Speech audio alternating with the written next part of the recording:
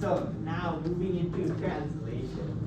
And so now we're ready to make proteins based on messenger RNA that we spent so much time making last time.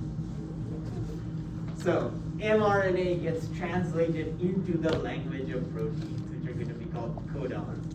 And again, this is be useful if you've taken physio already. Some of this may be review for you. If you're not, of course, like some of us in here, then welcome to the world of translation. So even this process in prokaryotes is very similar to eukaryotic processes. It uses the same language, still using ribosomes to generate these proteins by hooking amino acids together. Some slight differences, like, of course, there's no nucleus in prokaryotes, so transcription and translation can actually happen at the same time, which is really cool. But overall, the process is going to be the same. So codons, they're going to be at the level of mRNA, and they're groups of 3 of our mRNA nucleotides, so our A's, U's, C's, and G's.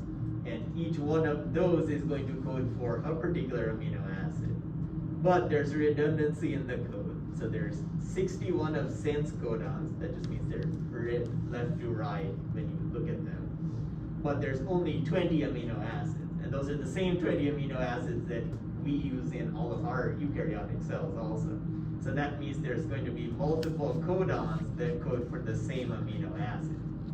And that's useful, that's a good thing, because if you have a mutation, you don't want it to always screw up the amino acid.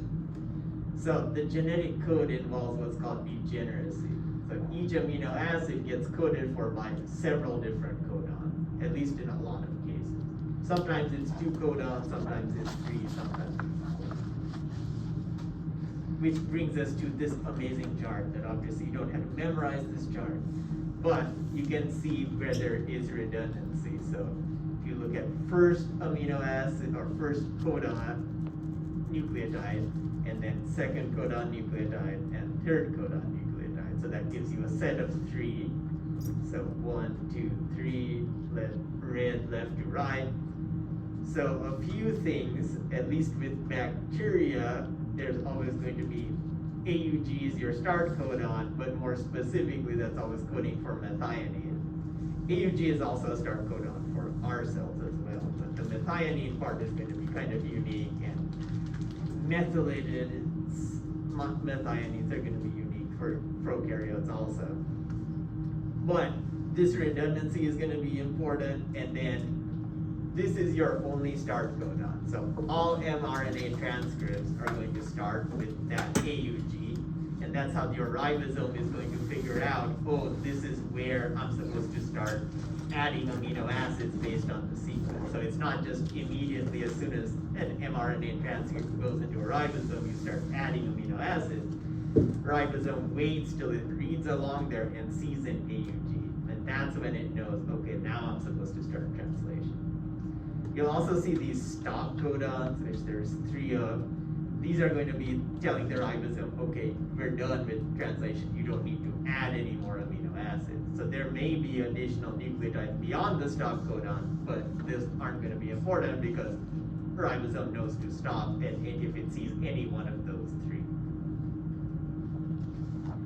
So we start with an awesome video. Now that we know how to find these videos, give Eric a hand. And like circumstance support also. The 4 nucleotides of messenger RNA are arranged in 64 3-letter words called codons. The genetic code is a language consisting of these 64 codons. 61 of the 64 codons code for a specific amino acid, while the remaining 3 instruct the ribosome to stop the translation process. Let's see how this table is used to determine the amino acid of a given codon, CAG. First, on the left side of the table, find the first letter of the codon, C.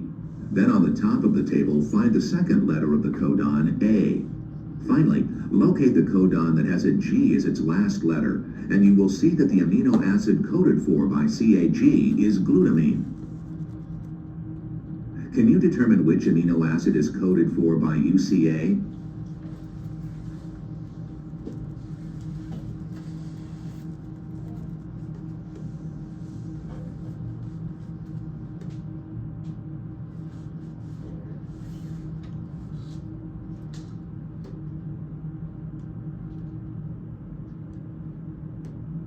Good job, ninjas. Serine is correct. Now, can you determine the effect of UAA?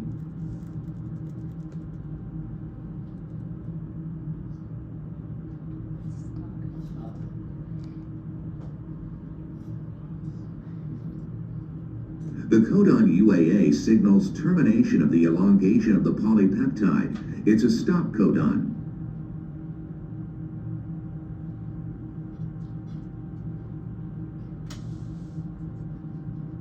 So, basically, what that video and my previous slide said is that you're going to start at AUG always, that's always your start codon, and then you're going to stop when you hit one of these stop codons, UAA, UAG, or UGA. Not to be confused with Jordan. So, codons of mRNA are going to be read sequentially, and they're always going to be read as sets of 3 nucleotides. So if you start off with AUG, as methionine, if that's your 1, 2, and 3 positions, that means what's at 4, 5, and 6 is going to cover what your next amino acid is going to be. Then what's at 7, 8, and 9 is going to cover what your third amino acid is going to be. tRNA molecules, this is where tRNAs finally come in. So all the action has been about mRNA so far. Now we bring in the tRNAs. tRNAs are just RNA, but they have a unique setup. So they're going to bring in the required amino acids to the ribosome. tRNAs are going to have on one side what's called the anticodon. Another cool name, like something that kills Superman. But anticodon is going to be complementary to the codon sequence. So ribosome is going to start reading this mRNA sequence like this, and these are going to be your tRNAs here and here, this clover leaf pattern things here. So they'll have something that's complementary 3 nucleotides to whatever the 3 nucleotides are on the mRNA. And on the other end of a tRNA, you're going to find a given amino acid. That's how this sequence codes for a certain amino acid. So if you have UAU, say, on your mRNA, that codes for tyrosine, so that means the anticodon would be AUA, and that would be on the tRNA, and then the opposite end would actually have the amino acid tyrosine. So amino acids then are going to be joined together by what are called peptide bonds, which are just the covalent bonds, but you're linking amino acids together. And those are going to form between amino acids in your A and P sites of a ribosome, which we're about to get into those sites. The T in tRNA is transport or translate? Transfer. Transfer. Because it's going to transfer that amino acid from itself to the ribosome to have it hooked on. So here's the overall process. And this is pretty similar in eukaryotes also. So you have a large subunit of a ribosome and a small subunit. They're going to come together to form the whole functional ribosome. And somewhere in here you have some actual ribosomal RNA that provides some structural support also. So ribosome comes together and it sees this AUG. If you look on as the site that's coming into the ribosome, this is going to be your 5' end. Because remember when we talked about transcription, you're adding nucleotides to the 3' end to make messenger RNA. So the 5' end is out here floating around. That's why you can have translation start while transcription is still happening, because the 5' end is free. There's no nucleus separating transcription and translation in prokaryotes, so this can start being read and translated already. So it sees AUG. At the same time, we're going to have 3 parts, the A side, the B side, and the E side. Those are going to be our 3 parts of the ribosome. So a tRNA is first going to come into the P side of this ribosome complex. And and that tRNA, it has complementary nucleotides to that AUG. So on one end, it's going to have UAC, complementary to AUG, and on the other end, it's going to have the amino acid methionine. So methionine is always going to be your first amino acid in a protein.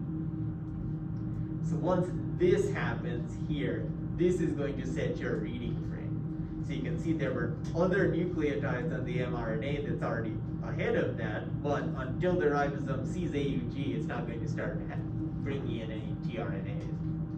Once this sets the reading frame, then the second tRNA comes into the A site of the ribosome. And this can be any amino acid. It just depends on what nucleotides are in positions 4, 5, and 6. Corresponding tRNA comes in here. And it's kind of like, imagine the ribosome, and there's all these tRNAs floating around. And you can think of it sort of like you've been a shopping spree at some store, and you just start picking off stuff from the shelves that you have, and you only have so much time to pick off. But part of it is chance, and then part of it is an initial fit. So like the tRNA with a certain amino acid, that's the only one that can fit into the ribosome at a given time. So once this A site gets filled up by a second tRNA with an attached amino acid, then we're going to have an enzyme catalyzed bond form right here. That's going to be our first peptide bond between methionine and, in this example, leucine. So just because they're in close proximity, here's the A site and the B site, they're close together. There's another enzyme part of this ribosome that's going to form a bond between these two. Once this bond is formed, this first tRNA that came in no longer is needed, because the bond is now between methionine and the leucine that's on the second tRNA. So now this tRNA is empty, it's going to move to the last site, which is the E site or exit site. So it's moved to the E site, everything then shifts over one. So once the B site is clear, because this moved to the E site, this tRNA goes from A to P, and now it's carrying leucine attached to methionine here, and now the A site is empty. So the third tRNA can come in this case it goes for glycine. These are going to be positions 7, 8, and 9 on the mRNA. Again, same thing is going to happen then. This tRNA can now leave the exit site because there's not attached to any amino acid. Then you'll go and pick up the same amino acid again. So you'll go and grab another methionine to be used again. So it leaves, bond formation happens between the A and the P. This one becomes empty, so it shifts over. This one from the third amino acid moves into the P site. Again, the A site's empty, so now the fourth amino acid can come in with its tRNA, and that same process keeps happening. So it's A, P, E, that's how the tRNAs are going to move, except that first one. The first one always comes into the P site, and it's always going to bring methionine with it. So this will keep happening, and as we know from previously talking about proteins, these can be hundreds of amino acids or even thousands of amino acids long. This will all be strung out here, lots of amino acids attached to each other, until you hit one of those 3 stop codons. And when you hit a stop codon, then there's no associated tRNA. So the ribosome comes to the stop codon, but nothing comes into the A site. So it just waits there for a bit. Oh crap, where the heck is, I was expecting someone. So it's like being stood up on a blind date. So at this point now, it says, oh, well, I'm not gonna hang around for hours. I have, my time is valuable. Buy a drink only and then walk away. So that's what this ribosome is gonna do. It says, oh, there's nothing coming into the A site because there's no associated tRNA with these. So these 2 subunits are going to split up again, and now these long string of amino acids will achieve all its, all the primary, secondary, tertiary, quaternary grouping to become a 3-dimensional protein. So only major difference between eukaryotes and prokaryotes is then how this process can happen. So in eukaryotes, we have a nucleus, and that nucleus physically separates transcription and translation. The entire mRNA transcript has to be made before it can go out to the cytosol or cytoplasm and then gets translated. In bacteria, these two can happen at the same time because there is no nucleus. So a lot of times you'll have these sort of situations. So you transcribe the messenger RNA. So here's your DNA template. The polymerase is going along there, adding RNA nucleotides, and it makes the mRNA transcript. As soon as that 5' end is hanging off of that mRNA, that's when a ribosome can start reading along there and start shoving mRNA through there, because the 5' end is the only side it can read from first. So just like everything else has a direction it can read from, the ribosome can only read from the 5' end first. And so then you create these things called polynucleosomes, or polyribosomes actually. So where you have several ribosomes attached to the same mRNA transcript. So all you need is like one mRNA transcript to make a whole bunch of that protein, because you can keep reading over and over. So as it's coming down, you can see there's each one of these is a ribosome that's going to read along the whole length of that and spit out a chain of amino acids.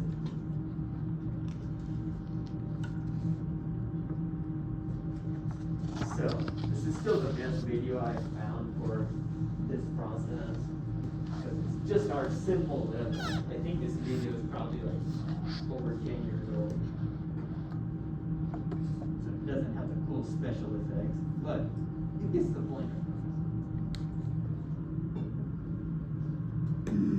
In prokaryotic cells, translation is initiated by formation of an initiation complex consisting of the 30S ribosomal subunit, formylmethionine tRNA, and messenger RNA.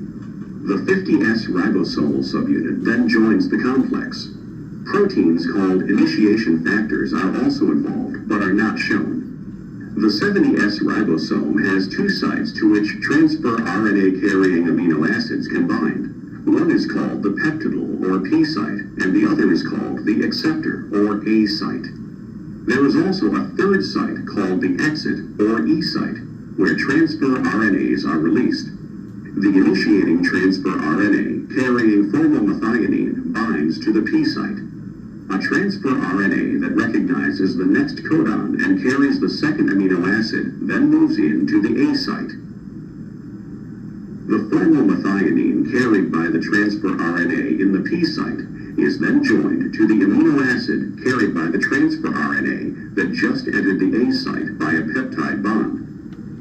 The ribosome now advances a distance of one codon, and the transfer RNA that carried the formylmethionine is released at the E site. A transfer RNA carrying the next amino acid now moves into the A site, where the anticodon on the transfer RNA matches the codon on the messenger RNA.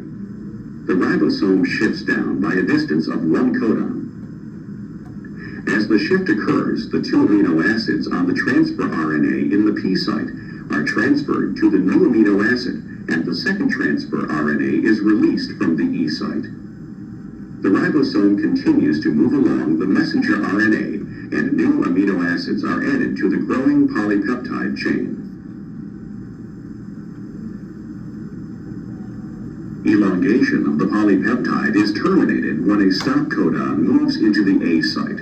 A stop codon does not specify an amino acid and does not have a corresponding transfer RNA. The ribosome dissociates into the 30S and 50S subunits, and the messenger RNA and protein are released.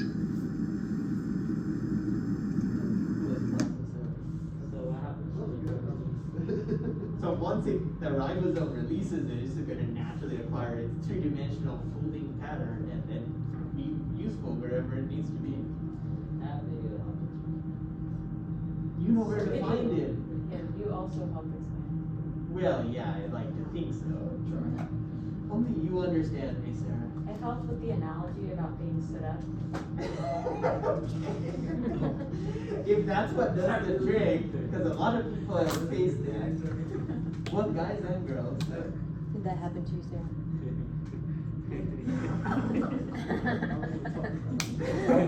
So, recent experience. Okay, so there are ways that bacteria can regulate transcription and translation that we don't have the ability to do. Bacteria are often sharper than we are, and bacteria don't stand up when there's people every day. So that's where we get to talk about operons. So if you're a constitutive gene, you're always being expressed at a fixed rate.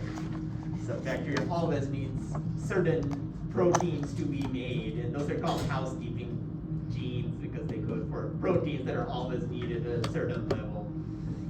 But other genes are only expressed as they're needed, and that makes sense. The bacteria doesn't want to waste all its time and energy on something that it's not going to need.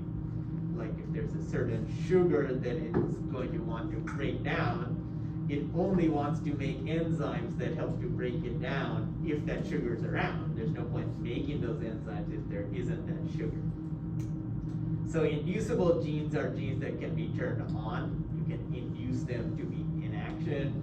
Repressible genes are genes that the default is to be off, or the default is to be on, and then you try to turn them on. This is only going to affect the amount of the protein, not their actual activity. So whether you have 1 copy of a protein or 50 copies of the protein, per protein level, there's still exactly the same activity. It's just the amount that's different. So repression is where you're going to inhibit gene expression, and that's going to decrease how much of an enzyme we're going to synthesize. Remember, enzymes are the ones that speed up chemical reactions. They're catalysts. They don't get used up in the reaction. When you talk about repressible control, they're going to be mediated by specific proteins that are called repressors. And those are just proteins that block transcription. They'll physically block RNA polymerase from actually transcribing and making mRNA. In the case of a repressible gene, the default position is to be on, and it gets turned off then by the repressor. In an induction situation, that turns on gene expression. So this is going to be initiated by a protein called an inducer that's going to turn on the system. In this case, the default position of an inducible gene is to be off, and you induce it to turn on. That's where operons come in. So operons are kind of unique to bacteria.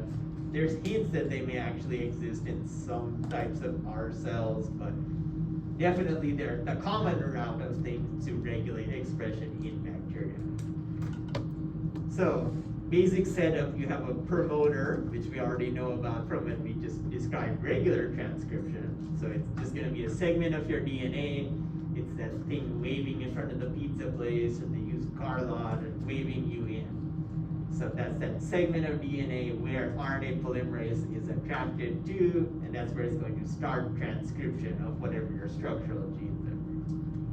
Then we have an operator. So this is going to be still part of the DNA, but it's going to control transcription of those structural genes. And to this operator, we're going to find that that's where a repressor may or may not bind. And then an overall operon is going to be a set of your operator and your promoter sites and the structural genes they control. So that whole stretch of DNA that includes all of those things make up an operon. This is going to be great because it's going to allow the bacteria to turn on or turn off several genes altogether. As we're going to talk about lactose metabolism in this case, there's 3 different enzymes that are involved in breaking down lactose for the bacteria to get energy from.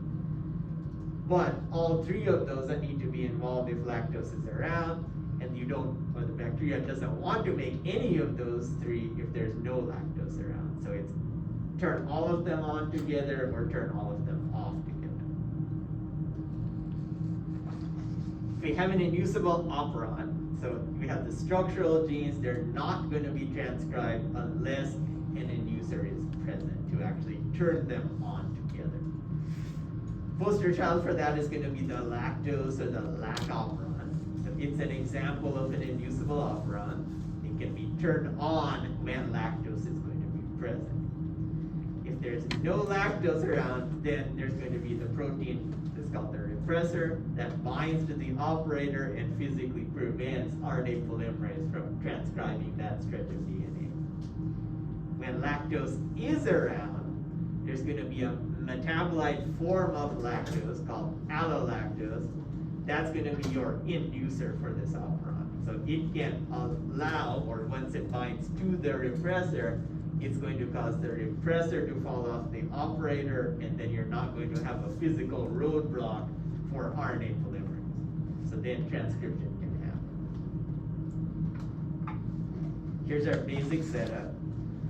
There needs to be two criteria happening for the operon to be fully in action. One, you need lactose available. There's no point making the enzymes if there's no lactose around. So those three enzymes are going to be LAC-Z, LAC-Y, and LAC-A. All three of those have different functions in the breakdown of lactose to get energy. So all of those together make up your structural locus. Just upstream of that is your operator, and that's where the repressor is going to bind to and physically block RNA polymerase from going through and transcribing Z, Y, and A. Upstream of that is your promoter. That's where RNA polymerase binds, just like it would anywhere in any even our genes. Polymerase always binds to the promoter. But if the repressor is bound to the operator, RNA polymerase can't go forward. So the key then is for allolactose to bind to the repressor, and that binding causes the repressor to fall off the operator. The other end of this is glucose availability. If glucose is available, bacteria always prefer glucose over lactose. Who can tell me why that would be? You have the choice of glucose or lactose as a bacteria. Glucose is a monosaccharide. Yes, glucose is a monosaccharide. Lactose is a disaccharide, which means there's two sugars linked together. Bacteria and us have to spend that energy to break that bond between the two sugars. Glucose is already as simple as it can be, so it can be absorbed already as it is. So bacteria will always prefer glucose over lactose. But then they say, well, if there isn't any glucose around, then I guess we could handle lactose. So I asked that other day, but there's a couple of you that are lactose intolerant. So when you're lactose intolerant, you don't get to break down that bond in lactose. Whole lactose makes it to your large intestines. Bacteria there have no problem breaking down lactose. They start metabolizing it, produce acids and gas as they do that, and that's what it makes you have all the symptoms of lactose intolerance. Possibly diarrhea, bloating, constipation, excess gas production, all of that fun is all things because you can't break it down, but your bacteria can. So that part of sensing if glucose is around or not is going to relate to the cap and the cap site, and they're upstream of the promoter. So you have a catabolite activator protein of the cap. It's going to bind to the cap site, but only if levels of glucose in the cell are low. When it is bound to the cap site, though, it's going to stabilize RNA polymerase. RNA polymerase is kind of your drunk friend or significant other, whoever likes to get drunk. So they attach, if you're just looking at everything promoter onward, RNA polymerase sits down. If the repressor is not bound to the operator, it can go forward. But it does this kind of wobbling around. So this is if you were like, your apartment or house is say 3 or 4 blocks from the bar.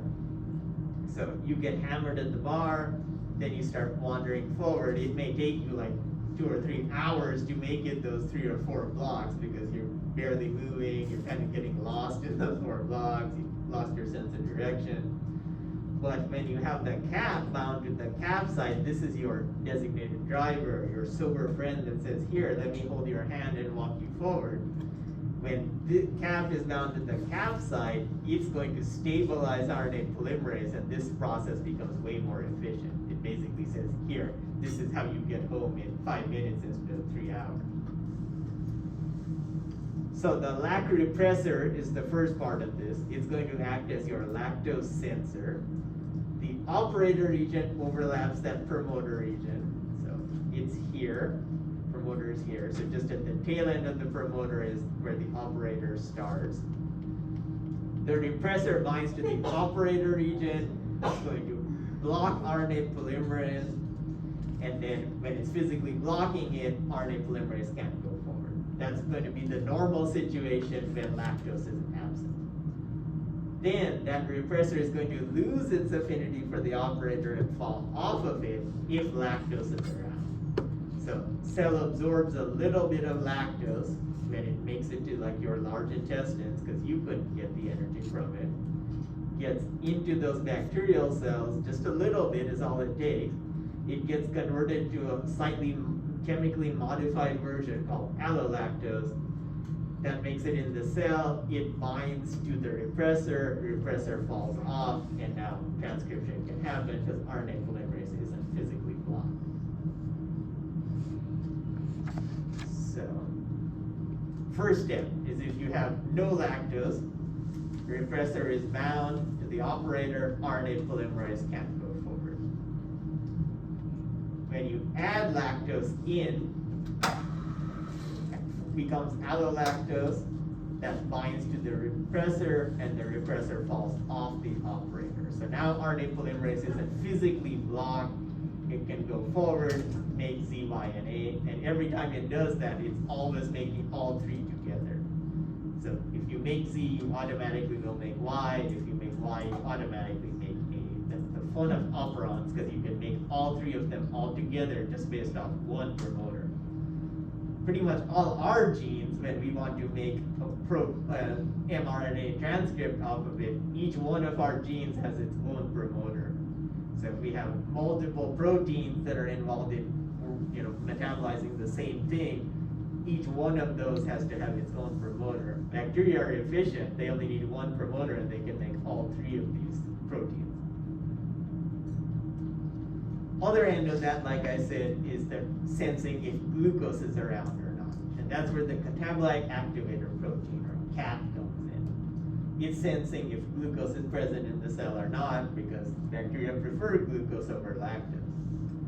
CAP site is upstream of the promoter. That affinity for RNA polymerase for that operon promoter is very low without some help. That's the sober friend. That's what the CAP's gonna do. So you'll only make a few transcripts if the CAP is not bound to the CAP binding site. But when CAP binds to that CAP binding site, that's going to stabilize RNA polymerase, gets you back to your home or apartment in a much more efficient way, and now you have lots of transcription. That CAP binding is in turn regulated by a molecule called cyclic AMP. And that's basically the signal for the cell if it's starving or not. It's the pangs of hunger you feel about this time when you're craving Taco Bell. So cyclic AMP is going to be a signal of an individual bacterial cell being hungry or not. If glucose levels are low, cyclic AMP levels go up. Cyclic AMP then is going to bind to the CAP, and that's what triggers the CAP to bind to the CAP binding site. So then CAP binds to the CAP binding site and then stabilizes RNA polymerase, and you get a whole lot of transcription. So when there's high glucose around, there's very little to no cyclic AMP around, the CAP doesn't bind to the CAP site.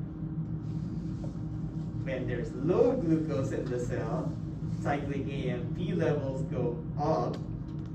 That's when it binds to the CAP, and that binding to the CAP causes it to attach to the CAP site, and that's when you'll have a high transcription. So your only situation where you'll have a lot of Z, Y, and A being made is if lactose is present and glucose is not present.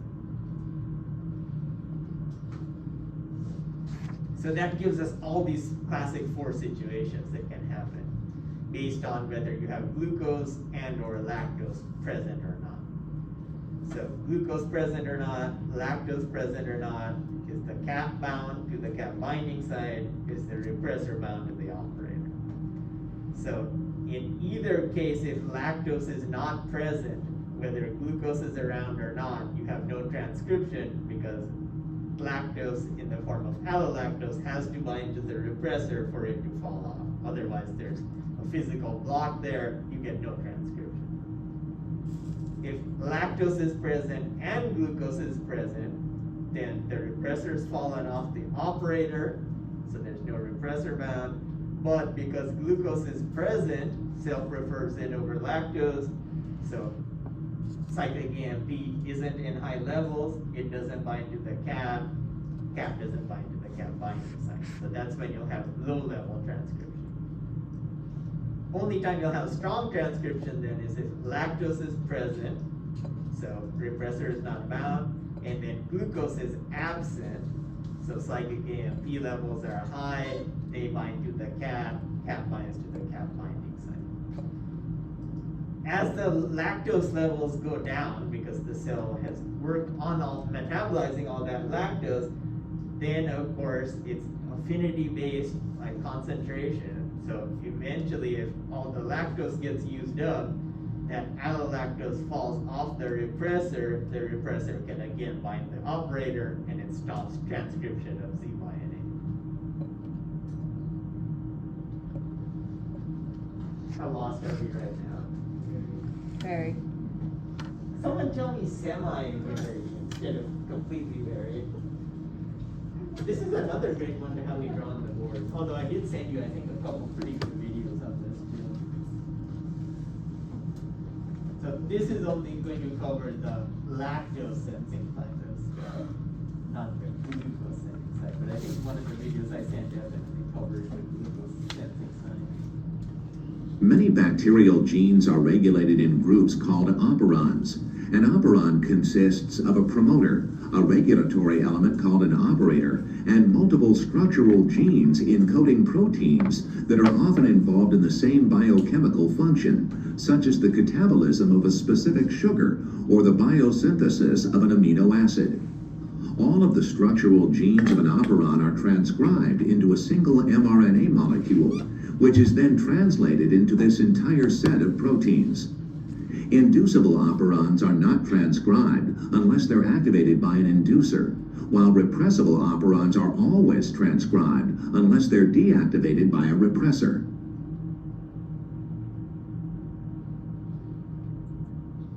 And we're not talking about the repressible operons, but there are those in bacteria also that can turn off a set of genes that the default is always to be on. The lac operon of E. coli includes a promoter, an operator, and 3 structural genes encoding proteins involved in the catabolism of lactose. The lac operon is an inducible operon, meaning that the genes are usually not transcribed.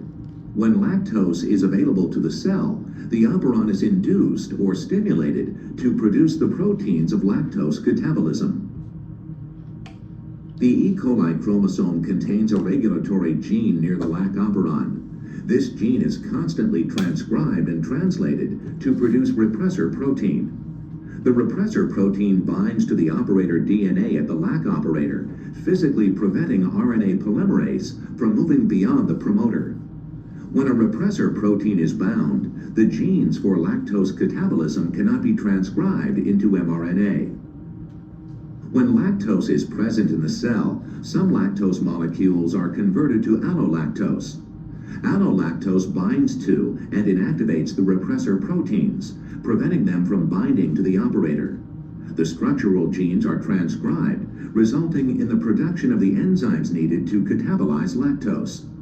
Since allolactose induces or stimulates transcription of the lac operon, it is called an inducer. Notice that the inducer acts by turning off the repressor, not by actively stimulating the genes to be transcribed. When lactose is not available, the repressor proteins are active. The structural genes of the lac operon are not transcribed. This control prevents the cell from producing the proteins for lactose catabolism when lactose is not available. And of course, you make this mRNA and then it gets translated into one massive split of protein, but then that gets split into the 3 individual enzymes, Z, Y, and A. There's another enzyme involved in that. So, this is a great way to show how much bacteria prefer glucose over lactose, though. So if you have both of them together, and you look at that number of bacterial cells, which stimulates how much reproduction you get binary fission. So bacteria, if they only have glucose available, numbers go higher in a shorter amount of time if there's just glucose. Versus if there's lactose, it takes much longer and it's still not as high in number of cells. So E. coli is the poster child for this because that's where it was discovered. They prefer glucose over lactose. If you actually have the two together in the same medium, then bacteria will first use up all the glucose. Then once all the glucose is consumed, there's a short lag time, and then you have the number go up again as it starts making a bunch of Z, Y, and A to metabolize lactose. So one gets used up completely before the other one starts. Anticipate hopefully questions on operons before our 2.3 exam. But let's get through 2.2 first. Last round of stuff is mutations. Well, not last round, but towards the end of today. So mutations, those are going to be changes in genetic material that were not planned. Mutation is a permanent change in the actual base sequence of DNA. Sometimes that's good for a bacterium, sometimes that's bad for a bacterium, sometimes it has no effect on a bacterium because you have that redundancy in the code. So it may change from one codon to another, but both codons code for the same amino acid. When we talk about mutagens, those are agents that actually cause mutations. A lot of women refer to guys as mutagens because they cause those kind of issues. I'd like to argue otherwise. If you're a spontaneous mutation, you're occurring in the absence of a mutagen. So that's like, you're that person that works out every day, you eat healthy, and you still end up with cancer when you're 40. That's because you ended up with a spontaneous mutation. You didn't do anything wrong, you were doing everything right, but it just happened to happen. Talk about the types of mutations. So point mutations are changes in one base in your DNA. Like an A becomes a C. During point mutations, you can have an addition, a subtraction, or a substitution. So you can add one nucleotide, you can subtract a nucleotide, or you can change one for another. If you do a substitution mutation, then you can split those into 3 categories. You have silent mutations, where it doesn't actually change what amino acids there because, like I said, a lot of the codons code for the same amino acid. So if it happens to change a nucleotide to another nucleotide, but it still codes for the same amino acid, it's completely silent. You don't even know anything's happened. If you look at a missense mutation, that's where you have the mutation that actually is going to change the amino acid. So changing that one nucleotide may change it from one amino acid to another. When you have a nonsense mutation, the mutation is still changing one nucleotide, but it changes a normal codon that codes for an amino acid to one that codes for a stop codon, where you have no amino acid coded for. So it became one of those 3 stop codons that we talked about earlier. You can also measure what's called back mutation. So this is where you're going to have a substitution mutation, insert a nucleotide, but that reverts an initial mutation back to its original form. So the version you already are looking at is the mutant. Usually you'll add something that you're trying to test. Is this a mutagen? and you look at how many go from being the mutant form that you know has a certain problem or issue back to the original form. And then you can have frame shift mutations. So that's where you have an insertion or a deletion of a nucleotide pair. So it completely eliminates a position. So instead of like 1, 2, 3, and then 4, 5, 6, you just take out position 4. So now it's 1, 2, 3, 5, 6, 7, and 5, 6, 7 are code for your next amino acid. So because of that, it's shifting the actual reading frame. It's not read as 1, 2, 3, 4, 5, 6. Now it's read as 1, 2, 3, 5, 6, 7. So it shifts everything downstream of where the mutation was. Usually this results in a non-functional protein because everything downstream is going to change. If this happens early in a protein and it changes the next 500 amino acids, yeah, you're not going to have a functional protein.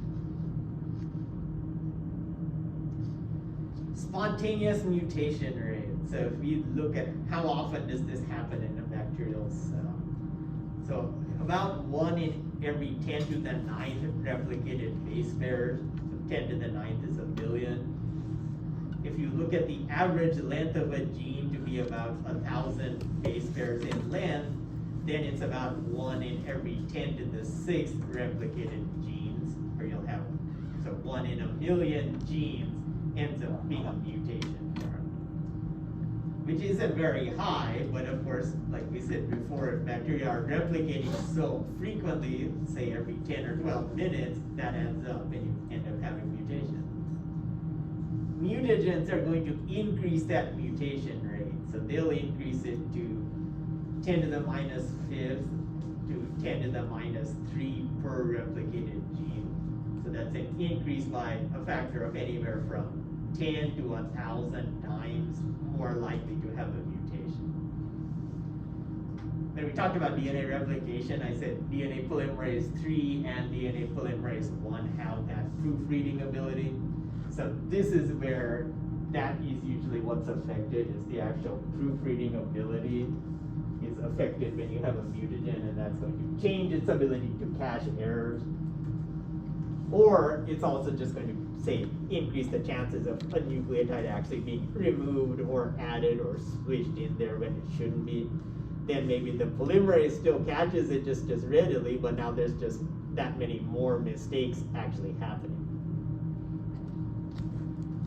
So, starting with a video that covers what mutations are.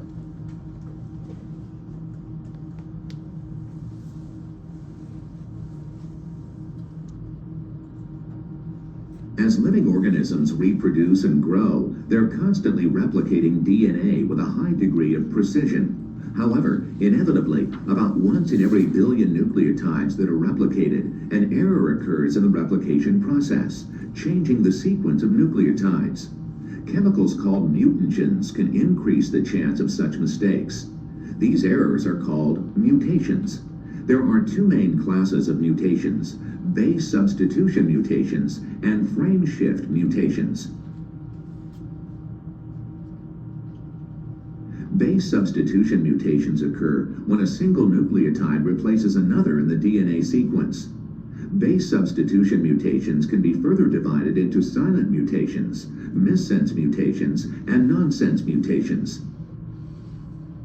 If the base substitution produces no change in the amino acid sequence of the resulting protein, it is a silent mutation. Due to the overlapping nature of the genetic code, about 1/3 of all base substitutions lead to silent mutations. Since there's no change in the amino acid sequence of the protein, silent mutations affect the genotype of the organism, but not the phenotype.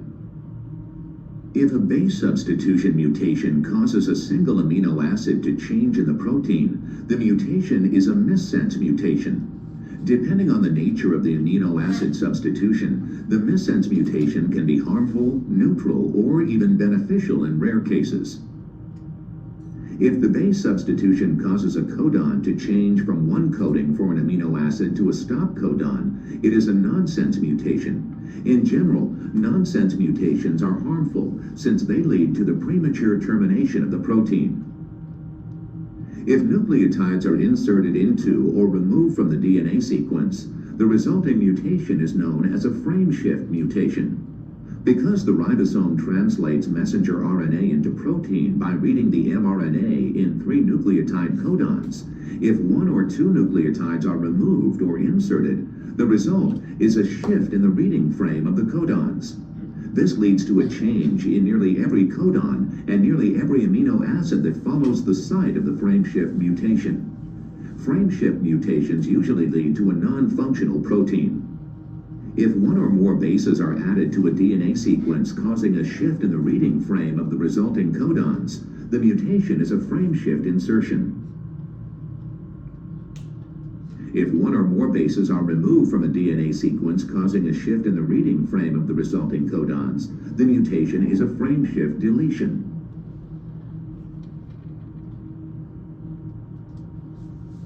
Especially the nonsense mutations and then there are frameshift mutations. Those are usually going to be the ones that give you nothing useful out of it. Because either you end up with a stop codon, which will prematurely terminate your transcript, so you don't add, say, 100 or 200 amino acids, or if you do a frameshift, it's changing every single amino acid downstream of that point.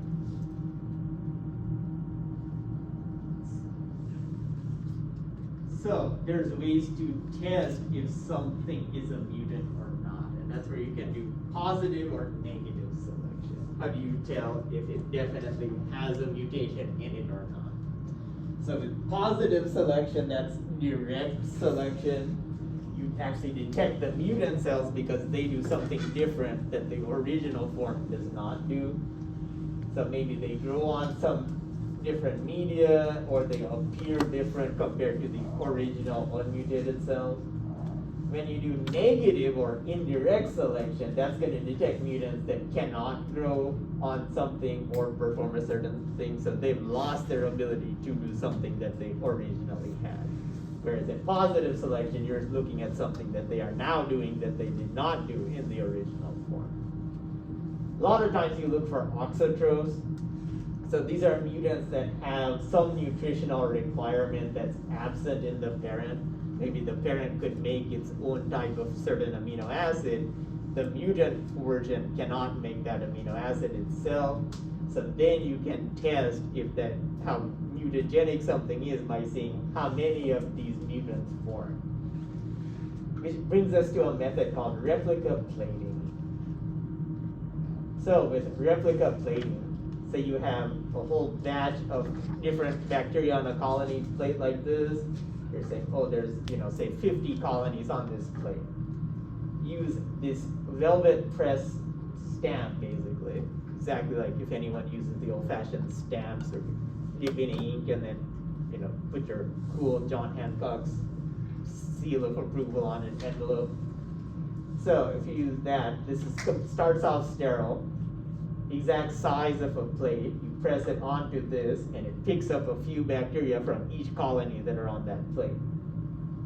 Now you add this stamp onto 2 different media. One media that contains the amino acid, so all forms would grow on there, whether it's a wild type, the original version, or the mutant version that has now lost its ability to grow because it cannot make its own amino acid histidine. Versus this one, where it has everything the same except it does not have histidine in the medium. So, and this can work with lots of other amino acids or any nutrient requirement, but in this case, histidine. So the mutant has to have histidine provided to it. The original or wild type form can make its own histidine, so it doesn't care if histidine's in the medium or not. So you do the stamp on both things, incubate it for 24 or 48 hours, and then you see, you can just look side by side. This colony here is the same colony here. This colony here is the same one here. So you're just comparing, because you can say I pressed it exactly in this pattern in this plate, and it's this exact same pattern in this other plate. So then where there's a missing colony in the one that doesn't have the histidine, but it's there where histidine is provided, you know that this colony is the mutant that has some mutation in it where now it cannot grow without histidine being provided. So then you can go back to the original plate that has histidine in it, use your inoculating loop to pick up that colony, and now you isolate it and can further grow it up and test it out. So there was an original test called the Ames test. There was a guy named Bruce Ames, early 1970s. He figured out that, hey, I can test out the rate of back mutation. So in this case, it could be like how many that are definite histidine mutants go back by mutation to having the ability to grow without histidine provided to them. So you can use that to say how mutagenic something is. And he had this nice groundbreaking paper about that in the late 70s, showing that all kinds of things are mutagenic. And that's one of the standard ways now to actually test if some new cosmetic or drug or something could cause cancer, is to use this Ames test. Downside of this is a lot of things are mutagenic if you throw them in bacteria. So I got tested things like peanut butter and mustard and lots of things, and apparently all of those do increase the rate of mutation to a certain extent. So with the Ames test, then you look at, you have an original bacterium that's going to be histidine dependent. So histidine has to be provided to the bacterium for it to grow because it can't make its own. Then you add in whatever you're testing. So you add that to both scenarios, and you're going to add in rat liver extract. This is to stimulate what your liver itself could do to a certain drug or medication of some kind. Because your liver a lot of times will make things toxic when they aren't toxic in their normal form. And then you have the two media. So one is going to lack histidine, and then the other one you don't add whatever mutagen you think may or may not cause mutation. Then you incubate it, see what grows. So there'll be some rate of spontaneous mutation. Just by replication, a small number will just by chance retain or gain back their ability to grow without histidine being provided to them. Worse is in the experimental plate, if it's a mutagen, it's going to increase this rate dramatically. So now a whole bunch of colonies have acquired that ability to grow without histidine being provided to them because of mutation.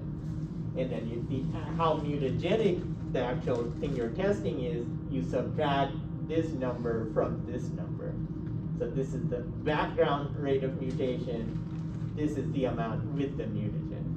And so the difference in this is the actual rate of mutation caused by specifically what you're testing. Yes, we're coming to the end of this. So, genetic transfer and recombination. When you have genetic recombination, you're going to exchange genes between DNA molecules. And this is great because it creates genetic diversity. That's how a lot of bacteria swap genes for like antibiotic resistance. Vertical gene transfer is if it's going from parent to daughter cell. So as it divides, one cell becomes two cells, both daughter cells acquire a certain gene or trait. When you have horizontal gene transfer, that's going to be transfer of genes between cells of the same generation. So things that are living in the moment, you say, hey, my friend on the other side of this biofilm, I want to give you this antibiotic resistance gene because I'm feeling kind today. You can transfer genes horizontally in three different ways: transformation, conjugation, or transduction. So, play a video on this.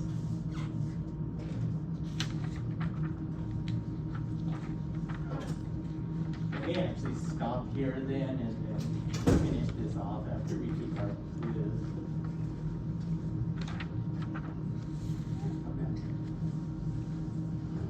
The transfer of genetic information between organisms in the same generation is called horizontal gene transfer.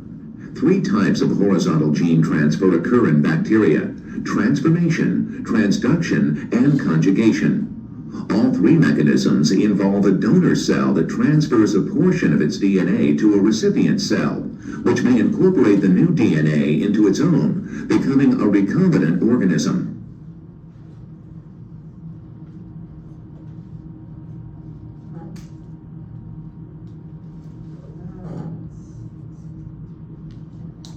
let's stop there, take our break. Then we'll take our quiz, and then I'll finish off the slides, which shouldn't take very long. We're totally understanding all this stuff, right? It's okay, right?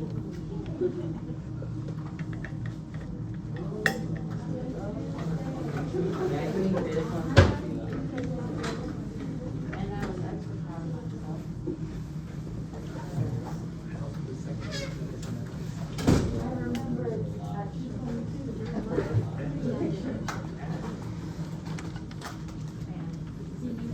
No, I was gonna opt out. Me, I'd be so happy if you remember.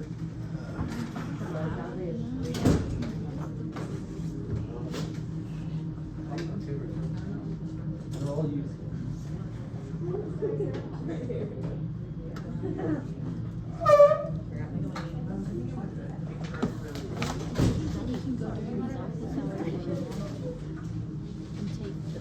It's all their fault. They slowed me down. The one that we're supposed to. Because they take, couldn't we'll find probably take it videos. another day. That was Or just take both. The other day I missed, I took both. But it's all fun stuff, and now you're not working it. it was interesting, like the first half, but it just got a lot of like that But you sit on it for a week, and oh yeah, it all makes sense.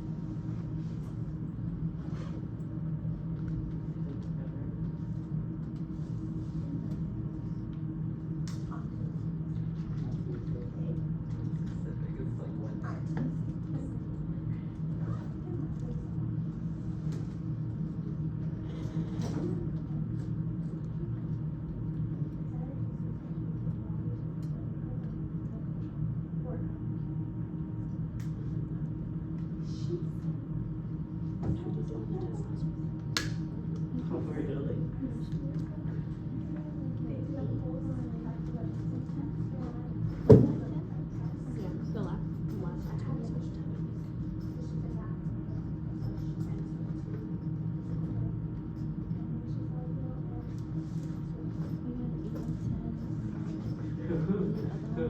I never went back to her.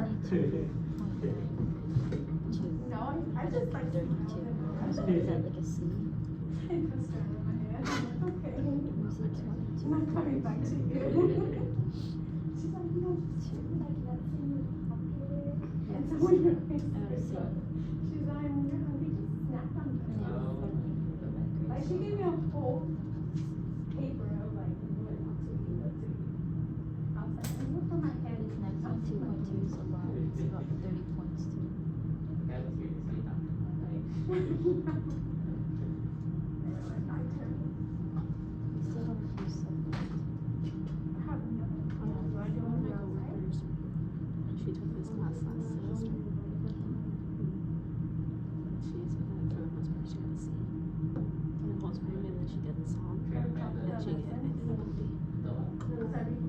I just need to get to a C. She tried to hit Right now I'm at 60. How'd you do this? Still raining, or is it over? What quizzes did you take first? You have 72? It's just freezing, that's So all. yeah, mine is probably dropping. Yeah, you better stash away any little plants you may have outdoors. It's supposed to go down to like 27 or something tomorrow night. I'm barely, girl. I'm not even there. You're in. Sephora, are you trying to share something with me? No, that's me. Okay. Okay, then that's not me. I'm having her do it because I don't know how to do an iPhone. That's my work phone, but she's like, why are you trying to share this with me? I was like, what? I know I appreciate it, but I recorded it too. Or maybe she can find you. Let me try to send it. Who are you trying to send? To yourself? Well, from her phone to me. but it's not like, mine is not popping up on Are you hers. recording too, right? Yeah. Can you send it to me?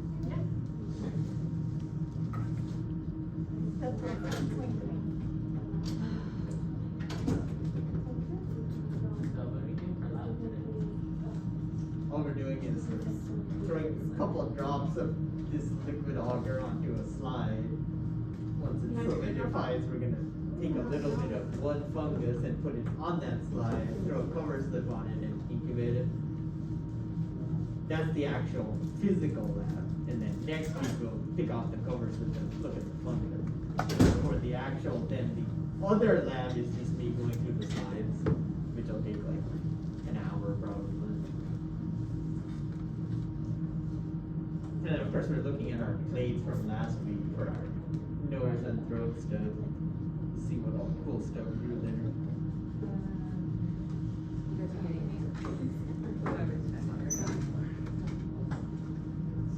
Mine's probably gonna have some nasty stuff because I got sick the next day. Oh really? Yeah, I didn't have COVID, but I just started feeling better yesterday. Should time to take an exam or quiz, right?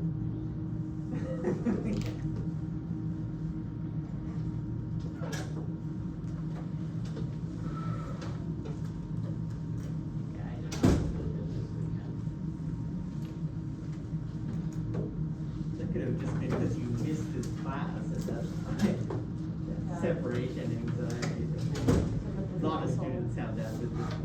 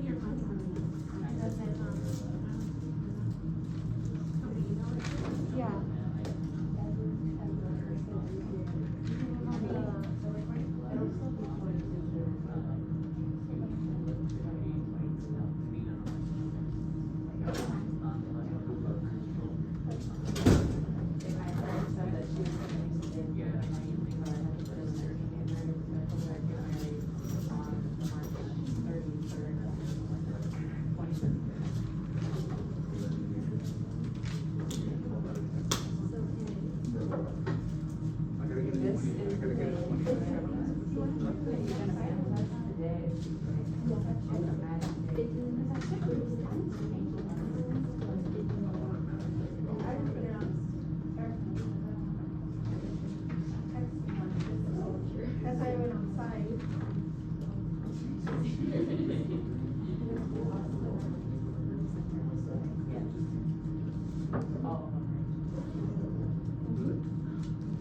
Every time I check my Yeah, but I'm not gonna put it. I mean, it's I'm gonna throw all my stuff. I always my mom, you look at the closet, one over there, so I can change because I'm out. She was crying. That's not one. For 17 years, yeah. I sent it to your student email.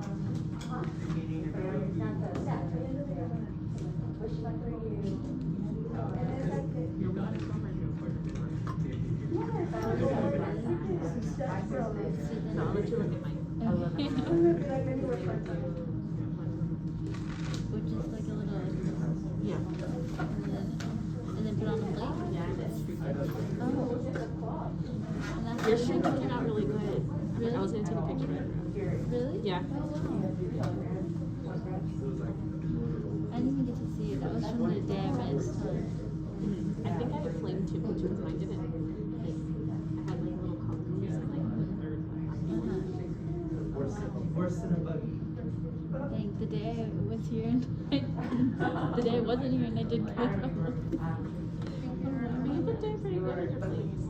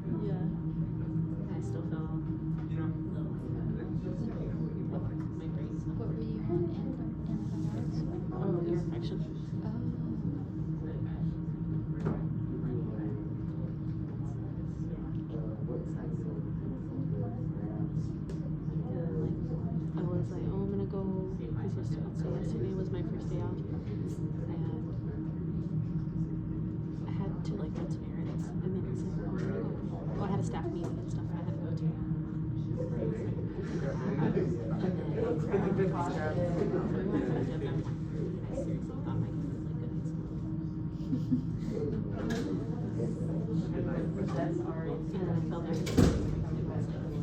You're like, "No, I'm not gonna say anything. Yeah, I was like, no, I set an alarm and I set their home.